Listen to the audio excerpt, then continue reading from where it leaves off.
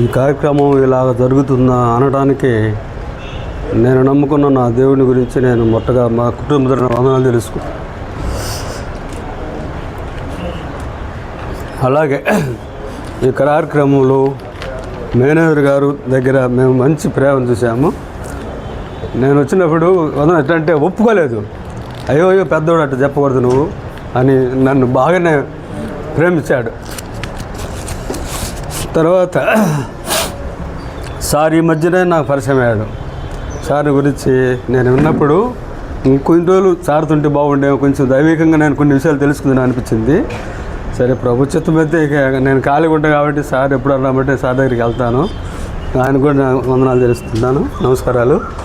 ముఖ్యంగా ఈ కార్యక్రమాన్ని అందరికీ చేయమని చెప్పినటువంటి దాత మన ఈ గారు రాకపోవడం అనేది కొంచెం బాధాకరంగా ఉంది. సరే ఆయన లేకపోయినా ఉన్నట్టుగానే మనం సార్గా చెప్పారు. అలాగే ఈ కార్యక్రమానికి బాగా ప్రయాసపడినటువంటి సుబ్రహ్మణ్యం సార్ గారికి మా కుటుంబంలో వందనాలు తెలియజేస్తున్నా. అలాగే మా ఈసీ గారు, మా కిరణ్ సారు, ఆయన నా విషయంలో ఎక్కువగా స్వతంత్రం కోపడతాడు, నేను మళ్ళీ కూల్ అవుతాను. ఆయన కోపడతాడు, నేను కూల్ అవుతాను. మేము వర్కింగ్ అరేంజ్మెంట్ అంటే జిఎంసీగా ఉన్నప్పటి నుంచి కూడా మా ఇద్దరికి అలాంటి పరిచయం ఉంది. క్లోజ్గా మాట్లాడతాడు, నన్ను గద్దిస్తాడు, అరుస్తాడు. తిరిగి నేను కూల్ అయిపోతాను మళ్ళీ, ఎందుకంటే నా పై అధికారి కాబట్టి. ఆయన కూడా ఎంత మంచి, ఆయన దగ్గర నుంచే ప్రతి చిన్న పేపర్ బయటికి రావాలి, సోమనాథ్ సార్ దగ్గరికి రావాలి, అక్కడ నుంచి మేనేజర్ సార్ దగ్గరికి రావాలి, తర్వాత ఈగ దగ్గరికి వెళ్ళాలి. స్టార్టింగ్ పుట్టడం మన కిరణ్ సార్ దగ్గర నుంచి ఈ పేపర్ తయారు రావాలి.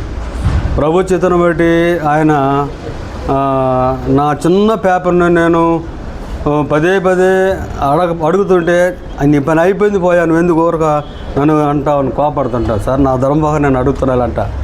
దేవుని కృపను బట్టి కిరణ్ సార్కి మా కుటుంబానికి చాలా వందనాలు తెలియాలి. ఆయన నాకు చేసిన ఈ పేపర్ విషయంలో నాకు రావాల్సిన బెనిఫిట్ అంతా ఇచ్చినందుకు. అలాగే వెంకరెడ్డి సార్ కూడా నా విషయం బాగా తెలుసు. నేను సంగీతపరుణ్ణి, ఇంకా నేను ఇట్ట అనుకుంటే కీబోర్డు ప్యాడ్ పెట్టి కింద గందరగోళం చేసుకునే వాళ్ళము. ఎందుకులే అన్నట్లుగా మేము ఆగేమో. ప్రభు చిత్తం అయితే మరోసారి మా మందిరంలో పెట్టుకుంటే అలాంటి ప్రోగ్రాం ఉంటుంది.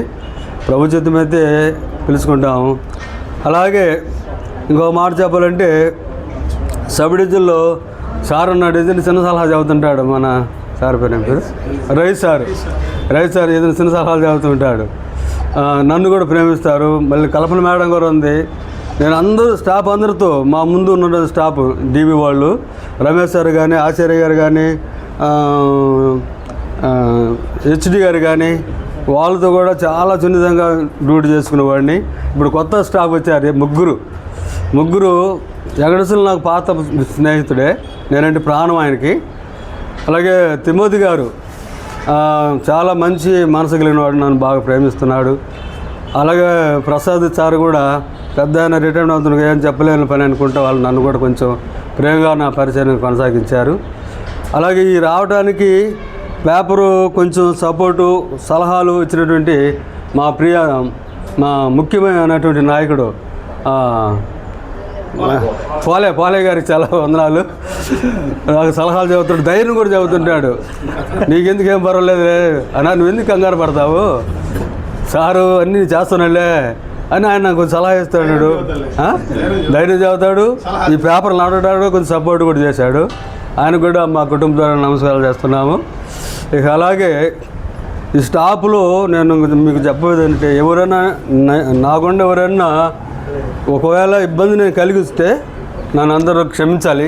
నేను 33% నేను ఎవరికి నేను అలాంటి స్థితి తెచ్చుకోను. నేను ఒకవేళ జరుగుంటే, అంటే నేను మనిషిని కనుక నన్ను క్షమించాలి. ఈ కార్యక్రమానికి బాధ్యత కలిగి ఎంతో సక్సెస్ఫుల్గా జరిగించడానికి నేను చెప్పేగా ముందుగానే, నేను నమ్ముకున్న నా దేవుడు జీవగల దేవుడు, శక్తి కలిగిన దేవుడు, ఆశ్చర్యకార్యాలు చేసేవాడని. నేను ఎక్కువగా మందిరంలో పైకి చెప్పాలంటే మా తమ్ముడు చెప్పాడు, అది నేను చెప్పలేకపోతున్నా. 87లో నా చరిత్ర వేరు. 87లో చరిత్ర ఎక్కడ పెట్టినా మేము ఒక 12 మంది బ్యాచ్ ఉంటాము. ఏదన్నా రకరకాల సమస్యలు ఎత్తి ముందే ఉంటాను నేను. అలాంటి వ్యక్తిని దేవుడు నన్ను పట్టుకొని నా జీవితాన్ని మార్చుకొని 87లో ఒక శనివారం మాత్రం నేను ప్రభు దగ్గరికి వెళ్ళాను. తెల్లారి పొద్దున్నే ఎవరు అట్లా ఉండదు, బాప్తిసం ఇచ్చారు నాకు దేవుని సేవకుల ద్వారా. అప్పటి నుండి ఇప్పటి దాకా నేను వెనకంజి వేయలేదు. ఉద్యోగానికి ఎట్ట వెళ్తున్నానో మందిరానికి కూడా అట్లా క్రమంగా టైం పక్కన వెళ్తుంటాం. తాళాలు నా దగ్గర ఉంటాయి. అక్కడ బాధ్యత అంతా నేనే తీసుకుంటా. సంఘస్థులు పిలుచుకోవడం, వాళ్ళ చేత పాటలు పాడించడం, వాళ్ళ చేత వాక్యం చెప్పించటము, తర్వాత నేను దాన్ని కవర్ చేసుకోవడం. ఇలాగూ సంఘంలో గ్రామం అంతా కూడా సామ్యాల సేవలు నాకు అక్కడ గౌరవం ఉంది బాగా. పొలిటికల్గా కూడా రెడ్డిగానే తెలుసు. ఏ పార్టీ అయినా కావచ్చు, టీడీపీ కావచ్చు, వైసీపీ కావచ్చు, నేనంటే బాగా నమ్ముతారు. నేనంటే ఎప్పుడు కీడు చేసే వ్యక్తిని కాదు. నాలో ఏముంటుందో అదే ఉంటుంది బయట. ఒకవేళ ఎవరైనా చేశారనుకో, నేను వారిని అసలు అనుకోను, దాని గురించి మనసులో పెట్టుకొని సరేలే అనుకుంటాను. నేను అంతవరకు వదిలేస్తాను దాన్ని.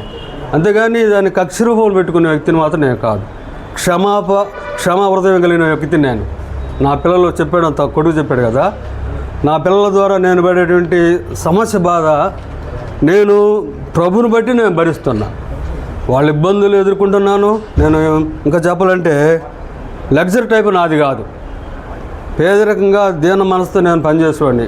డిపార్ట్మెంట్కి చాలా నమ్మకంగా ఉండేవాడిని నేను. ఒకసారి కొండమని జయ గారు వచ్చినప్పుడు మా ప్రెసిడెంట్ గారు పిచ్చిరెడ్డి గారు అని కంట్రాక్టర్గా కాలేజీ కడుతున్నాడు. ఇక్కడ సామ్యాలు ఒక ఆయన ఉండాలి, గ్యాంగ్ కుళ్ళు కనిపించలేదని చెప్పాడు. నాకు ఆయన ఫోన్ చేశాడు, అన్నా మీ జయ గారు వచ్చాడు, నువ్వు కనిపించలేదంట అన్నాడు. అంతకుముందు ఉన్నటువంటి ఆయన ఏం చేసింటే ఒక చెరువు కింద చెట్లు కొట్టుకొని చెప్పాడు. కొట్టుకుంటున్నప్పుడు సరే నేను ఉదయాన్నే వెళ్ళిపోయా. ఎక్కడికి? కాలేజీ దగ్గరికి. నేను చూడగానే మా కిరణ్ సార్ చెప్పినట్టుగా శుభ్రంగా ఉంటుంది, అది నా పని, శుభ్రంగా ఉండే తత్వం నాది. వాళ్ళు ఇచ్చే బులుగు బట్టలు ముదుగ్గా ఉంటాయి. నేను ఏం చేస్తానంటే మంచి క్లాస్ అయిన బట్టలు తీసుకుంటాను విడిగా. మామూలుగా ప్యాంటు కూడా అది కాకి ప్యాంటు ఖరీదైంది వేసుకుంటాను. ఆయన నన్ను చూడగానే ఇంత డిగ్నిటీగా ఉన్నావు, నువ్వేం పని చేస్తాను అన్నాడు. నన్ను విషయాలు వినాలి. నాకు ఇంగ్లీష్ తెలియదు కదా, డిగ్నిటీ అంటే ఏం సార్ అన్న, శుభ్రంగా కనపడుతూ నువ్వు పని ఏం చేస్తావు అన్నాడు. సార్ నా పని ఏదో మీరు చెప్పండి నేను చేస్తాను, అంతేగాని శుభ్రంగా విషయం మాత్రం నేను నీట్గా ఉండేది అంతే సార్. ఎక్కడికి వెళ్ళినా కూడా శుభ్రంగా ఉండే తత్వం నాది అన్న. నేను సరే అని చెప్పి నేను పరీక్ష పెట్టాడు ఆయన. అలా చోట బాగా గుంతలు అయిపోయింది రోడ్డు అంతా. మరి ఎన్ని రోజులు పోడుచుకున్నాడు. నేను టైం చెప్పను సార్, చేస్తానన్న నేను. ఆ తర్వాత ఒక్కడనే సైకిల్, బండి కాదు, సైకిల్కి తట్ట, చలపార, గడ్డపార, దిమిస కట్టుకొని దరిదాపు 6 రోజులు మొత్తం కిలోమీటర్ మొత్తం రాళ్ళు వేసి గ్రావులు వేసి బూడిసేసా. తర్వాత ఆయన చూసుకున్నాడు వచ్చి, అప్పుడు నన్ను అభినందించాడు. సమయంలో నువ్వు ఇట్లా వర్క్ చేస్తావు అనుకోలేదు అని చెప్పాను. సరే నా పరిస్థితి అది సార్ అంటే నేను. ఆ తర్వాత నేను మళ్ళీ జాయినింగ్లోనే అటెండ్కి వచ్చినప్పుడు అద్దంకి పోయా నేను. ఆయన అక్కడ ఉన్నాడు. మా డీ గారు పరిచయం చేశాడు, సామ్యాలు చాలా పర్ఫెక్ట్ అండి సార్, తక్కువ ఎప్పుడు పోయిన రోడ్లు కనపడతారు అని చెప్తాడు.